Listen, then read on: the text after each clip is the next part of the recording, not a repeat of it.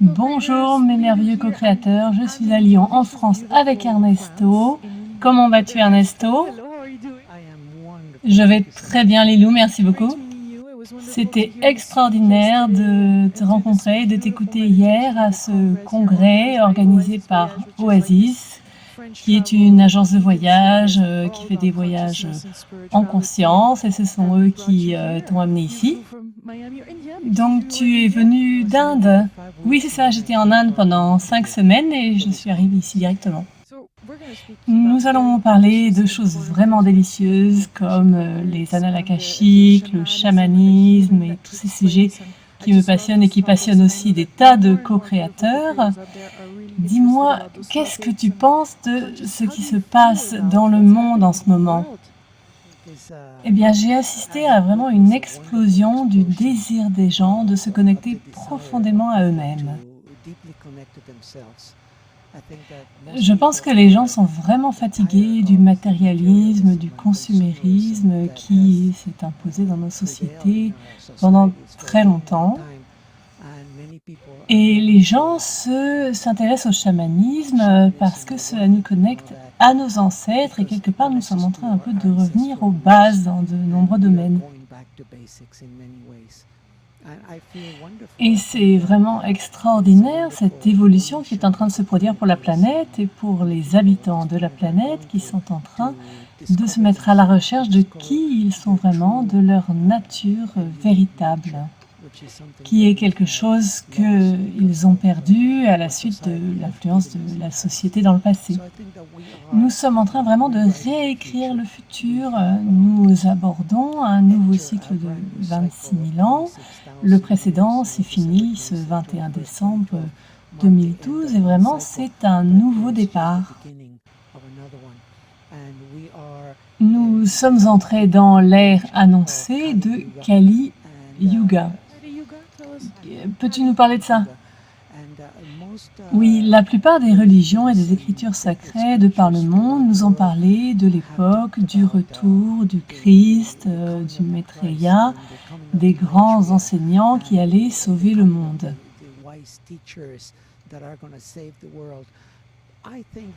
Je pense que nous sommes ceux que nous attendions, nous sommes les anciens quand on y pense. Alors, est-ce que c'est un savoir que tu as tiré des annales akashiques ou c'est une intuition, un ressenti? Parce qu'on est nombreux à ressentir ça, à ressentir qu'on est en train vraiment de se réveiller. Tout à fait, l'éveil de la conscience des gens est vraiment là. La plupart des informations, des intuitions que je reçois vient des annales akashiques, qui est l'outil le plus puissant que j'ai à ma disposition. Je n'ai pas commencé mon voyage spirituel il y a une dizaine d'années. Quand j'avais 6 ans, j'avais parfaitement conscience que je vivais une vie spirituelle. C'était vraiment comme ça pour moi. Et donc de tout ce que j'ai pu apprendre, que ce soit des enseignants connus mondialement, aussi bien que des petits chamans ou hommes et femmes médecine au Mexique aussi, d'où je viens, que j'ai rencontrés, c'est que le plus important vraiment, c'est d'avoir un outil, et en l'occurrence pour moi ce sont les annales akashiques, qui me permettent d'aller examiner en profondeur mon passé, ce que j'ai créé et mon état d'esprit, puisque ma réalité tout entière est déterminée par mon état d'esprit. Toute notre existence est conditionnée par notre état d'esprit. Et c'est ce que nous commençons à explorer très profondément. Tu veux dire qu'en fait, nous projetons une certaine réalité qui est conditionnée par notre passé, mais en fait, elle pourrait être complètement différente. Nous créons notre réalité. Oui, c'est pas que nous voyons une réalité différente, c'est que nous créons vraiment notre réalité entièrement à partir de notre état d'esprit. Et le problème, c'est que notre état d'esprit est très souvent entraîné à regarder vers le passé. Il n'est pas dans le moment présent. Des gens comme Ram Dass, il y a 20 ou 30 ans, disaient déjà « soyez dans l'ici et le maintenant. Mais qu'est-ce que ça veut dire être là, ici et maintenant? Pour la plupart des gens, ils y pensent, mais ils sont souvent entraînés dans leur pensée vers le passé. Et en étant dans le présent et en examinant vraiment l'état de son esprit, on peut se débarrasser des blocages qui sont non seulement imposés par nous-mêmes, mais qui nous ont aussi été imposés par notre environnement familial. Maintenant, la dynamique familiale, enfin, beaucoup d'entre nous se débattent avec leur enfance, leurs parents, mais ce qu'il faut voir, c'est que nos parents ont fait, ou continuent même encore à faire, de leur mieux. Tout cela est basé sur ce qu'ils ont vécu eux-mêmes. Et beaucoup de cela vient de l'époque de la Grande Dépression, des croyances de manque, de lutte, et nous avons porté ces empreintes jusqu'à aujourd'hui. Mais le message maintenant, c'est que nous n'avons plus besoin de lutter. Nous n'avons plus besoin de grandir, de croître dans la douleur et la difficulté. Nous entrons vraiment dans un nouvel âge, une nouvelle conscience, libre des combats du passé. Et à partir du moment où nous changeons notre état d'esprit et où nous avons un outil qui nous permette de faire cette exploration, et il y a beaucoup d'outils, mais moi, l'outil le plus puissant que j'ai rencontré, ce sont les annales akashiques, qui me permet d'être constamment connecté à l'esprit, et c'est ce que beaucoup de gens cherchent, d'avoir cette intime connexion avec l'esprit. Et moi, j'ai ça, et ça fait 20 ans que j'enseigne les annales akashiques. Alors, est-ce que tu peux nous parler un petit peu de qu'est-ce que c'est, où ils sont, comment on s'y connecte? Fais-nous entrer dans ce monde des annales akashiques. Eh bien, les annales akashiques sont connus dans toutes les grandes écritures, mais disons que dans la Bible, qui est un peu la référence que le plus de gens connaissent, dans le livre des Révélations, on parle du livre de la vie. Et donc, toutes les actions, toutes les pensées que nous avons eues dans cette vie sont enregistrées dans ce livre de vie personnel. Et donc, les maîtres, les seigneurs d'Akasha, enregistrent cette évolution de l'âme depuis le moment de sa conception. Akasha est un nom sanskrit qui veut dire essence primordiale. Donc on parle de cette substance primordiale du soi, et les annales akashiques contiennent le passé, le présent et les potentialités de développement du futur. Donc les annales akashiques nous permettent de voir dans le présent ce qui a conditionné l'état de notre esprit afin que nous puissions faire les choix pour avancer dans l'avenir. Donc, je comprends que bon, le temps, l'espace n'existe pas, donc comment est-ce que l'information arrive? Est-ce que tu poses une question et la réponse arrive, ou est-ce qu'il y a une prière à réciter? Comment ça se passe?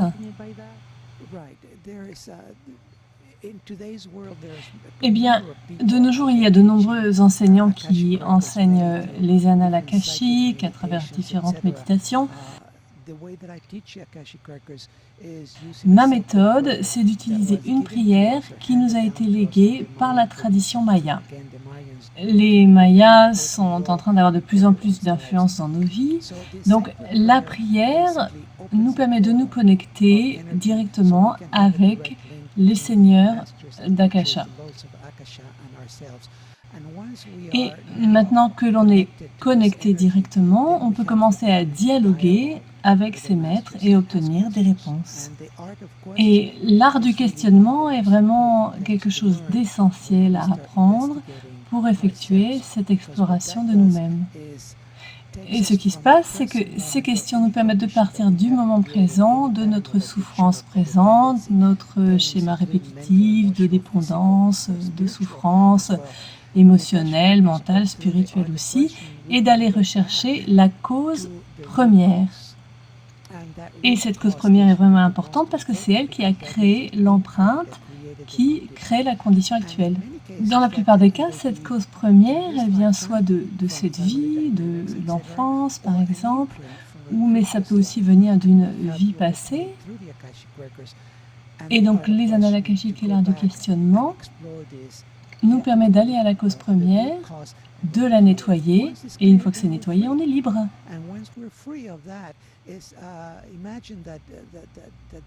Donc, et quand on est libre de ça, imaginez que ce problème prenait un certain poids dans la psyché, l'espace maintenant est disponible et nous allons pouvoir le remplir avec autre chose.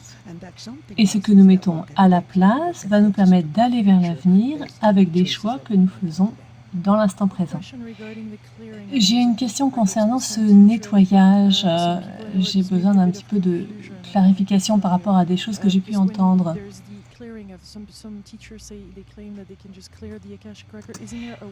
Certains enseignants disent qu'ils peuvent nettoyer les annales akashiques, mais est-ce qu'il n'y a pas un travail à faire de la part de la personne qui partage l'expérience? Est-ce qu'il faut que je donne mon accord pour ce nettoyage ou est-ce que le professeur peut agir comme ça et nettoyer ou est-ce qu'il y a une co-création dans ce nettoyage? C'est plus compliqué que ça. Oui, j'aimerais bien qu'on clarifie parce qu'il y a un vrai business avec les annales akashiques dont j'ai envie de parler. Donc, dis-nous un petit peu qu'est-ce qu'il faut faire. Je pense que la participation de l'individu est cruciale. Moi, je ne peux pas, comme ça, aller nettoyer tes annales akashiques. Je ne vais pas nettoyer quelque chose de ton histoire, de ton passé. Le karma est là pour te faire évoluer, pour te faire apprendre quelque chose. Moi, je n'ai jamais reçu de message qui me disait va nettoyer les annales de X ou Y. Et puis, et on te charge 5 000 $. Ouais, c'est un peu ça. Et en plus, il faudra 2 sessions. Hein. Comme ça fera 10 000 $. Non, c'est pas ça. Moi, ce que je fais, c'est que je donne un outil, un moyen, et en fait, c'est un peu ce que font tous les grands maîtres spirituels. Regardez un petit peu ce que fait le Dalai Lama de nos jours. Il ne fait pas le travail à votre place. Tous les grands enseignants vous donnent des outils, des enseignements pour que vous puissiez faire le travail. Si vous avez créé ce karma, vous avez créé cette empreinte, maintenant il faut vous mettre à la tâche et aller nettoyer ça. Et ce n'est pas difficile. Il suffit de suivre une recette et un système donné par quelqu'un qui est honnête, qui n'est pas intéressé par les 5 000 $ dont on parlait, qui va faire son petit abracadabra pour effacer votre karma. C'est vraiment un travail personnel que nous devons tous faire. Oui, j'ai vraiment envie d'être très honnête et transparente par rapport à ça, parce que je pense qu'on en a besoin dans le domaine spirituel aujourd'hui. Il faut écouter notre cœur. Quand nous sommes prêts à nettoyer ces empreintes, alors le professeur qu'il nous faut va arriver. Il y a beaucoup de gens. Vous savez, il y a 25 ans, quand je commençais à enseigner le chamanisme, il n'y avait vraiment qu'une poignée de gens qui venaient, quand j'entrais à la librairie et que je regardais la section spirituelle, il y avait vraiment, c'était large comme ça. Et maintenant, c'est une explosion. Il y a beaucoup de gens qui se disent, oh, là, il y a des affaires à faire, et puis ils vont s'habiller comme il faut, dire ce qu'il faut, et puis se faire beaucoup d'argent.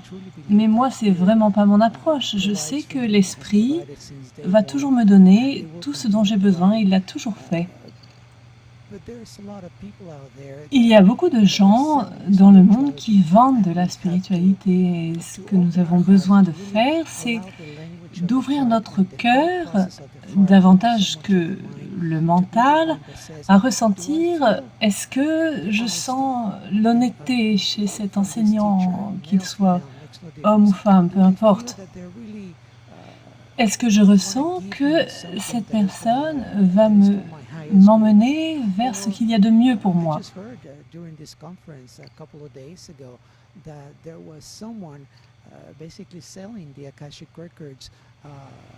Je viens d'entendre justement à ce congrès où nous étions qu'il y a une personne qui vend donc l'enseignement des annales akashiques et qui dit qu'il va falloir 4 sessions minimum pour apprendre à s'en servir et que chaque session va coûter le prix dont on a parlé tout à l'heure, 5 000 $. Donc là, on parle de 20 000 $ et je suis désolée, pour moi, ce n'est pas honnête. Oui, c'est intéressant que nous ayons abordé le sujet. Pour moi, ça me paraît vraiment essentiel que nous puissions écouter notre cœur, écouter notre intuition. Et s'il y a de la crainte, c'est que c'est pas le moment. Il y a une pression.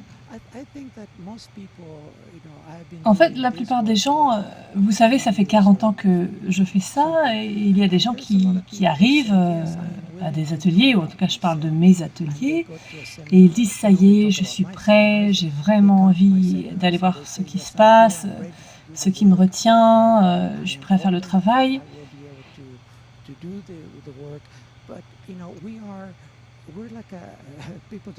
Bon, en fait, il y a des gens qui disent qu'on est comme des oignons. Bon, moi, j'aime pas cette image. D'abord, les oignons, ça me fait pleurer. Et j'aime pas pleurer. Bon, je pense qu'on est plus comme des artichauts.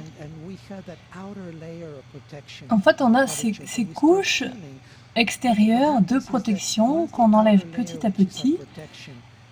Et quand on a enlevé toutes les protections et qu'on arrive à la partie vraiment juteuse, la partie tendre, alors on commence à voir sa nature véritable. On voit les blessures, la douleur, on voit l'influence que les autres ont eue sur nous, les empreintes, le karma qu'on a accumulé suite à l'influence des autres sur notre vie. Et souvent, ça fait peur et les gens s'enfuient, les gens se referment. Ils disent « ça suffit ». Et donc, ils font semblant de continuer un chemin spirituel, mais ils restent en surface. Je pense que quelqu'un qui a vraiment envie de se connaître, on dit « connais-toi toi-même », mais c'est très ancien. Quelqu'un qui a vraiment envie de se connaître va faire le travail et prendre le temps de faire cette exploration du soi. Et pour moi, c'est vraiment un très beau chemin de découverte personnelle. Un chemin qui vous emmène vraiment à découvrir ce qu'il y a au fond de votre cœur. Et c'est pour ça que ma société s'appelle Voyage vers le cœur, parce que c'est vraiment ce dont il s'agit. Et ce qui est encore plus intéressant, c'est qu'il y a environ 5 ans de cela, j'étais dans mes annales, et les maîtres m'ont dit « Ernesto, maintenant tu es prêt à aller découvrir ce qu'il y a derrière ton cœur. » Et quand ils ont dit ça, j'ai fait « Waouh !» Moi, j'ai fait des centaines d'heures de méditation qui sont centrées sur le cœur. Oui, on a entendu parler de cet endroit spécial dans le cœur qui est verrouillé. Comment tu l'appelles? En Lakota, on dit le Shanti Ishta, l'œil du cœur ou le centre du cœur. Mais ce dont ils m'ont parlé, c'est ils m'ont dit l'arrière du cœur. Imagine la lune. On voit toujours un seul côté de la lune. Et pour aller explorer la face cachée, j'ai besoin de prendre une fusée, un vaisseau spatial, pour aller derrière et explorer de l'arrière. Et donc, je suis entrée dans cette méditation profonde et j'ai imaginé que j'allais voir ce qu'il y avait derrière mon cœur.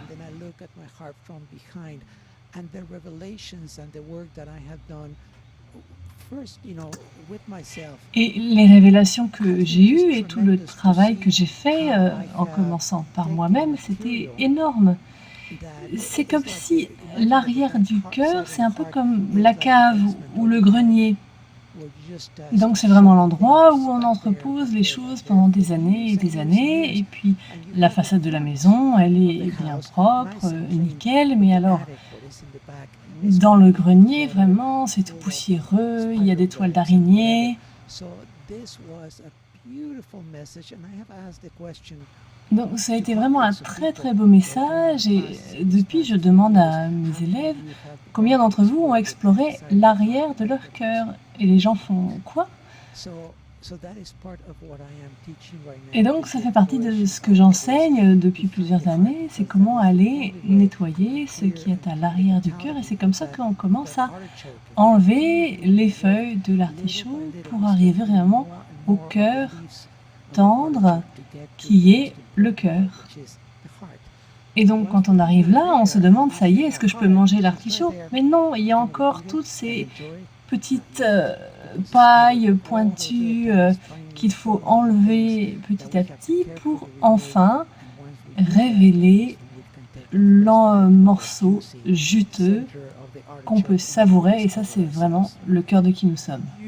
Magnifique. Eh bien, je voudrais conclure la conversation sur ce sujet, en tout cas ici, et puis on va faire une deuxième partie où on va parler du cœur, de ce qu'il y a derrière et de plein d'autres choses magiques. Mes merveilleux co-créateurs, merci d'avoir regardé cette vidéo. Je vous encourage à la partager. Avec Internet, vraiment, ça peut faire le tour du monde. Merci beaucoup Ernesto. Merci beaucoup. Au revoir, délicieux co-créateurs. À bientôt.